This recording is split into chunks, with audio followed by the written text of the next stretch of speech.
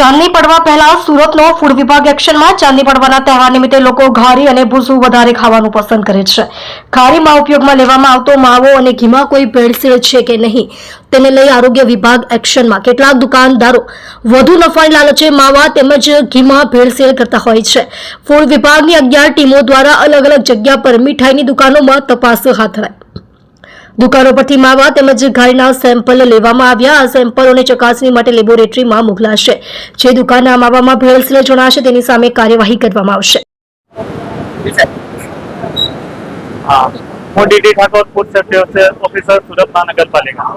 આગામી ચંડી પડવાના તહેવાર નિમિત્તે આરોગ્ય અધિકારી શ્રી અને રેજનલ ઓફિસર સાહેબ શ્રી તથા deputy commissioner health and hospital સાહેબ શ્રીની સૂચના અન્વયે સુરત મહાનગરપાલિકામાં વિસ્તારમાં આવેલી મીઠાઈઓની દુકાનો કે જ્યાં ઘારીનું ઉત્પાદન કરવામાં આવે છે અને વેચાણ કરવામાં આવે છે તે સંસ્થાઓની આજરોજ તપાસણી કરવાની કાર્યવાહી ચાલી રહી છે. સદર સંસ્થાઓમાંથી ઘારીના નમૂના લઈ પૃથ્થકરણ અર્થે પબ્લિક હેલ્થ લેબોરેટરી સુરત મહાનગરપાલિકા પ્રત્યે મોકલી આપવામાં આવશે અને જેનો પૃથ્થકરણ અહેવાલ આવ્યો છે આગળની કાર્યવાહી કરવામાં આવશે.